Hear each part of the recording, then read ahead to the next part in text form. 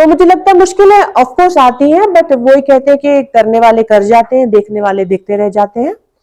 तो मुझे लगता है हिम्मत मर्दा मदद खुदा, अगर आप में कुछ आपने अगर ठान ली कुछ करने की, फिर आप वो ढूंढ ही लेते हो मौका, या जरिया ढूंढ ही लेते हो अपने ड्रीम्स फुलफिल करने का। मुश्किलें तो हर जगह आती हैं, ऐसी कोई बात नहीं है कि अगर आप फॉरेन कंट्रीज में बिजनेस सेटअप करेंगे तो वहाँ मुश्किलें नहीं आएंगी। वहाँ यहाँ से ज़्यादा मुश्किलें आती हैं, क्योंकि वहाँ पे आप सिटीजन नहीं होते हो, तो आप पे काफ़ी रिस्ट्रिक्शंस होती हैं as an immigrant. But Kashmir में रह के, इंडिया में रह के आपको एक होम फील्ड एडवांटेज रहता है, तो आपके लिए बहुत सारी चीज़ें आसान हो जाती है सेटअप करना। जी, मेरा नाम सना आफ्ताब है और मैं बागात में रहती हूँ। एक्चुअली मैं रैनावारी से हूँ, तो मेरी पैदाइश और इब्तिदाई परवरिश रैनावारी में हुई है, लेकिन फिर 95 में हमने यहाँ शिफ्ट किया। तो मैं पेशे से इंजीनियर हूँ। 4 साल मैंने बतौर इंजीनियर बैंगलोर और बॉम्बे में काम किया था। उसके बाद मैं मज़ीद तालीम हासिल करने के लिए इंग्लैंड गई थी, तो वहाँ 2 साल मैंने MBA की पढ़ाई की है। उसके बाद फिर मैं मिडल ईस्ट चली गई थी, तो 1 साल दुबई और 5-6 साल कतर में मैंने काम किया था।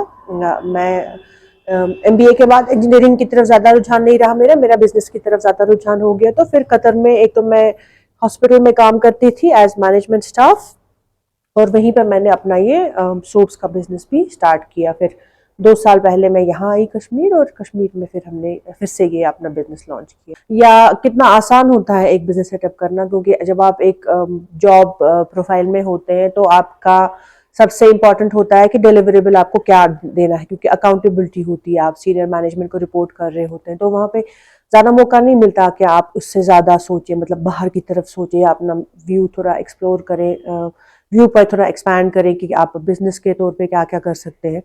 फिर जब कोविड हुआ तो उस टाइम मेरी जॉब नहीं रही थी, क्योंकि रिस्ट्रक्चरिंग हुई थी काफ़ी सारी कंपनीज में, तो उसकी वजह से मेरी जॉब छूट गई वहाँ पे।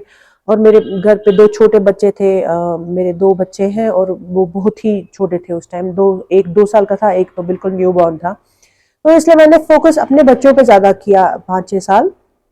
और उसी दौरान मैंने थोड़ा सा अपना बिजनेस स्टार्ट करने का सोचा, क्योंकि जॉब नहीं था। अगर मैं हो सकता है अगर मैं जॉब लाइन में होती तो शायद ये वेंचर कभी स्टार्ट होता ही नहीं।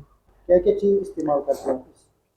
हाँ, तो हमारी जितने भी प्रोडक्ट्स हैं वो सारे ऑर्गेनिक हैं, हैंडमेड हैं। हम बहुत ही हाई क्वालिटी इंग्रेडिएंट्स यूज़ करते हैं, जैसे जो कि हमारी सोप्स हैं, इनमें सभी में हमने बहुत ही ऑर्गेनिक चीज़ें यूज़ की हैं। जैसे ये कलौंजी की सोप है, तो इसमें हमने कलौंजी सीड्स डाले हैं, और इंग्रेडिएंट लिस्ट भी यहाँ पे लिखा है। तो इसमें बहुत सारे ऑर्गेनिक ऑयल्स हैं, जैसे coconut oil, sunflower oil, nut butters हैं, shea butter, mango butter, walnut oil, apricot kernel oil.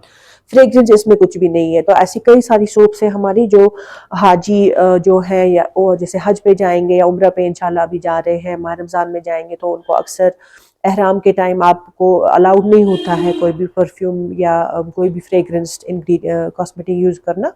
तो उनके लिए हमने काफ़ी सारी ऐसी चीज़ें बनाई हैं जो बिल्कुल हलाल हैं, बहुत ही माइल्ड हैं, और घर पे हर कोई फर्द यूज़ कर सकता है। मेरे को लगता है हमारी साबुनें उनकी साबुनों से काफ़ी ज़्यादा बेहतर है, क्योंकि हमारी साबुनें बिल्कुल ऑर्गेनिकली बनाई गई हैं, हैंडमेड है। अगर कोई भी हमारी मैन्युफैक्चरिंग प्रोसेस भी चेक करना चाहता है, इंस्पेक्ट करना चाहता है, तो वो भी कर सकते हैं। आप खुद आके देख सकते हैं कि हम सोप्स कितने क्वालिटी तरीके से बनाते हैं, कितने हाइजीनिक तरीके से बनाते हैं।